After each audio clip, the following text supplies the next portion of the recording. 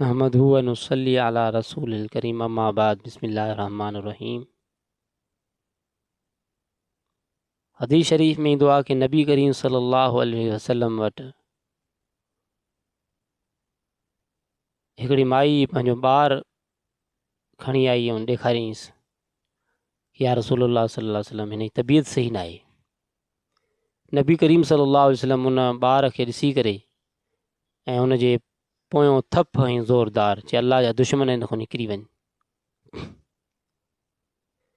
ऐं वापसि में नबी अलैहिस्सलातु वस्सलाम जॾहिं आया, ॾिठऊं त उहो माई नबी अलैहिस्सलाम सां वापसि में अची मिली ऐं उहो ॿारु बि ॾेखारियईंसि, चई या रसूलल्लाह हे उहो नंढिड़ो ॿारु आहे जंहिं ते तव्हां दम कयो हुयो।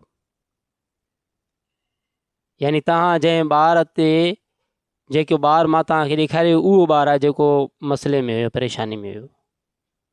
नबी अलैहिस्सलाम फरमायो हिन जे अंदरि जिन हुयो ऐं उहो निकिरी वियो हिन खां अंदरां। यानी अल्लाह जे रसूल सल्लल्लाहु अलैहि वसल्लम जो केॾे अंदरि, अल्लाह जे रसूल जे अंदरि केॾी ताक़त अल्लाह ताला रखी, केॾा मौजज़ा रखिया के शयातीन जिन्नात नबी करीम सल्लल्लाहु अलैहि वसल्लम उनखे कीअं भॼाईंदा हुया। ऐं ॿिया बि हदीसुनि जे अंदरि वाक़ियात अचनि था पिया।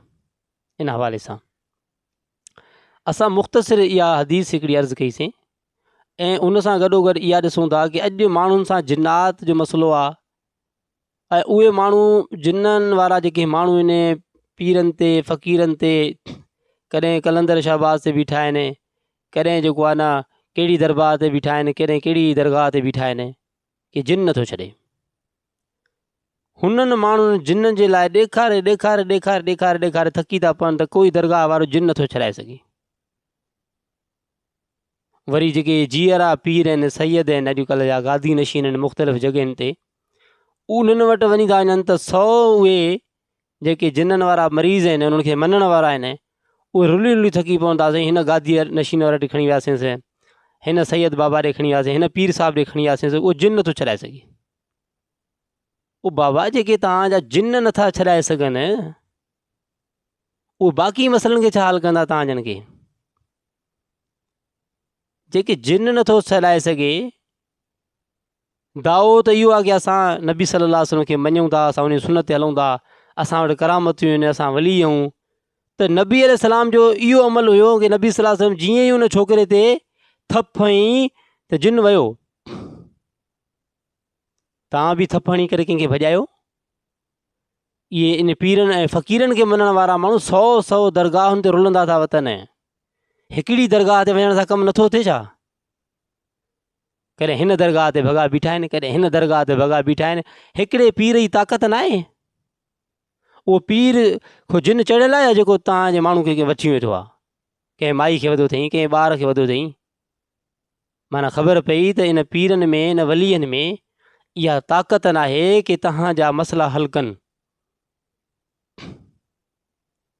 उन जे बावजूदि बि तव्हांखे अकुलु नथो अचे, तव्हांजो दिमाग़ु कमु नथो करे कि हिन दरगाह ते वियासीं असांजे जिन न छॾियईं, हिन दरगाह ते वियासीं असांजो मसइलो हल न थियो, हिन दरगाह ते वियासीं न थियो, हिन पीर साहिब ॾे वियासीं, हिन सैयद ॾे वियासीं, मसइलो हल थियो।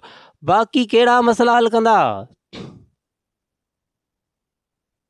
अॼुकल्ह इन पीरनि खे मञण वारा माण्हू इन दरगाहुनि ते ख़्वार ऐं रुसवा आहिनि। 4-4 ॾींहं, 5-5 ॾींहं टिकनि था, 16-16 ॾींहं दरगाह ते टिकिया पिया आहिनि, जिन नथो छॾे।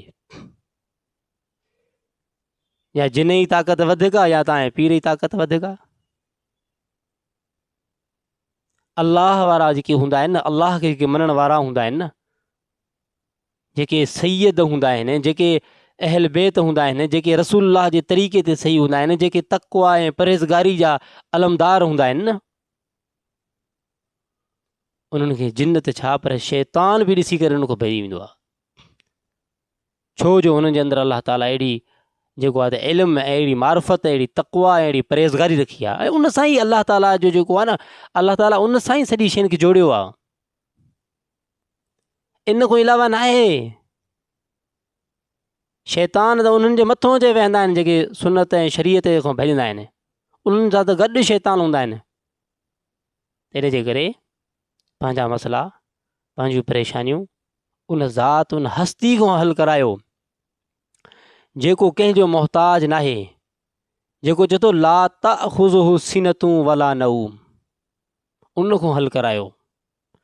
यादि रखो कि अल्लाह जी ज़ात खां अलावा ॿियो कोई अहिड़ी हस्ती अहिड़ी ज़ात नाहे जेकी दुनिया में इंसान जा मसइला हल करे। हा, उहे माण्हू तव्हांजे लाइ कोशिशि करे सघनि था जेके माण्हू शरीयत जी राह ते हलनि, जेके दीन कामिल ते हलनि, उहे माण्हू तव्हांजे मसइलनि जे लाइ, जेको आहे तव्हांजी परेशानियुनि जे लाइ अल्लाह खां दुआ घुरी सघनि था, बाक़ी कुझु बि नथा करे सघनि। वाख़िर दावाना अल्हम्दुलिल्लाहि रब्बिल आलमीन।